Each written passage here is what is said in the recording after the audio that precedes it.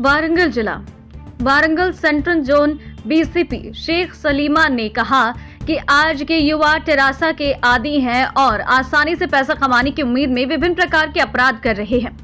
Warangal central zone के DCP Sheikh Salima, ACP Nandiram Naik, inspector Gopi और अन्य पुलिस कर्मियों ने वारंगल मतेवाड़ा पुलिस स्टेशन में आयोजित प्रेस कॉन्फ्रेंस में भाग लिया और कहा कि आज की पीढ़ी के युवा जलसा के आदी हैं और कई अपराधों को अंजाम दे रहे हैं।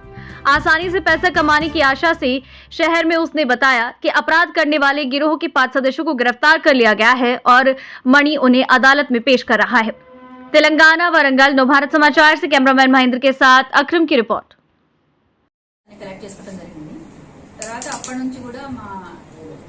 ఏసీపీ గారు నాయక్ గారు మరియు మా సిఏ గారు గోపి గారు సిసిఎస్ టీము అలాగే ఎస్ఐ విఠల్ ఆధ్వర్యంలో ఒక 5 టీమ్స్ చేసి వీటి కోసం స్పెషల్ గా మేము ఇన్వెస్టిగేషన్ స్టార్ట్ చేసాము. అయితే మాకు అక్కడ ఏరియాలో ఒక చెప్పు ప్లస్ స్కూటీ అని ఒక కలర్ స్కూటీ అని తప్ప నెంబర్ కూడా లేదు, నేమ్ ప్లేట్స్ కూడా లేదు. సో కొంచెం మేము కష్టపడాల్సి వచ్చింది బాగానే ఈ కేసు గురించి. సో వీళ్ళు మాకు భూపాలపల్లి ఏరియా నుంచి వచ్చారు. మేము ఈరోజు పట్టుకోవడం జరిగింది ఒక 4 అఫెండర్స్ ని.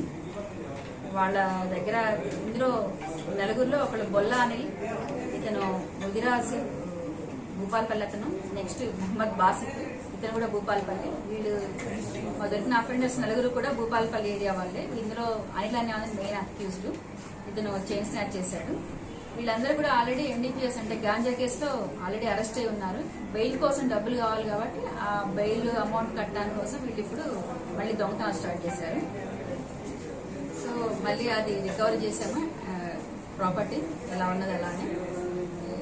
అంటే వీళ్ళు గాంజాకి అలవాటు పడటం వల్ల, చిన్న ఏజ్ అందరూ కూడా 25 లోపలే, గాంజాకి అలవాటు పడటం వల్లే అలవాటు వ్యసనంగా మారి పోలీసులు దొరికి మళ్ళా దాని కేసులోంచి బెయిల్ కోసం మళ్ళీ వీళ్ళు అమౌంట్ సంపాదించి నేర ప్రవృత్తిని చేపట్టారు. కాబట్టి ఈ పత్రికా ముఖ్యంగా నేను చెప్పేది ఒకటి, యువత దయచేసి గంజాయి ఇలాంటి మాదక ద్రవ్యాల బానిస కావద్దండి. ఎందుకంటే ఇప్పుడు ఎన్డీపీఎస్ యాక్ట్ ప్రకారం చాలా కఠినమైన చట్టాలు వచ్చాయి. గంజాయి తాగినా కానీ, మనం అమ్మినా కానీ, కొన్నా కానీ అది నేరం కిందకే వస్తుంది. సో దయచేసి ఈ గాంజా అనేది అలవాటు లేకపోతే ఇప్పుడు ఈ నలుగురు యువకులు కూడా మంచి వాళ్ళ పొజిషన్లో వాళ్ళు ఉండేవాళ్ళు. ఈ గాంజా తాగటం వల్లే వీళ్ళు ఇప్పుడు అఫెండర్స్గా మారడానికి వచ్చింది. సో వీళ్ళ నలుగురిని కూడా పట్టుకున్నటువంటి మా టీం మొత్తాన్ని కూడా మా సిపి గారు అభినందించడం జరిగింది. అలానే వాళ్ళకి జిఎస్సీ కూడా ప్రపోజ్ చేయడం అనేది జరిగింది. మేము ఈ పత్రికాముఖంగా చెప్పేది ఒకటే, దయచేసి స్నాచింగ్ సీట్లు ఇలాంటివి పనులు చేయొద్దండి. ఒకవేళ మీరు చేసినా కానీ ఇమీడియట్ మేము పట్టుకోవడం జరుగుతుంది. ఎంత గొప్ప తెలివికల్లోడైనా కానీ ఏదో చిన్న క్లూ వదులుతాడు. అలానే ఇక్కడ మేము ఒక చెప్పును చూసుకొని ఆ చెప్పు ద్వారా ఆడు పట్టుకోవడం జరిగింది. సో అలానే ఇక నుంచి కూడా బైక్ కి నెంబర్ ప్లేట్స్ లేకపోయినా కానీ, నెంబర్ ప్లేట్ బెండ్ చేసినా కానీ డెఫినెట్లీ అది ఏదన్నా క్రైమ్ కి యాక్టివిటీకి ఉపయోగిస్తారని మేము భావించడం జరుగుతుంది.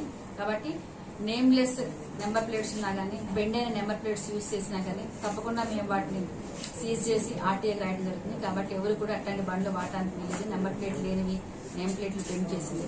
అలానే మత్తు పదార్థాలు పర్టికులర్లీ గాంజా అమ్మటం కానీ, తాగటం కానీ, కొనటం కానీ ఇది నేరం అండి. దయచేసి వరంగల్ నగరంలో మాత్రం పర్టికులర్లీ ఈ గవర్నమెంట్ మెయిన్ ఫోకస్ ఈ గాంజా మీదనే ఉంది. కాబట్టి ఇది మాత్రం అమ్మొద్దు, కొనొద్దు, తాగొద్దు. అలానే నేమ్ ప్లేట్స్ ఇటువంటి బండ్లు కూడా ఇక్కడ యూజ్ చేస్తే కఠినంగా మేము సీజ్ చేయడమే కాకుండా కోర్టుకి రాస్తాము, ప్లస్ కేసులు కూడా చేయాలి.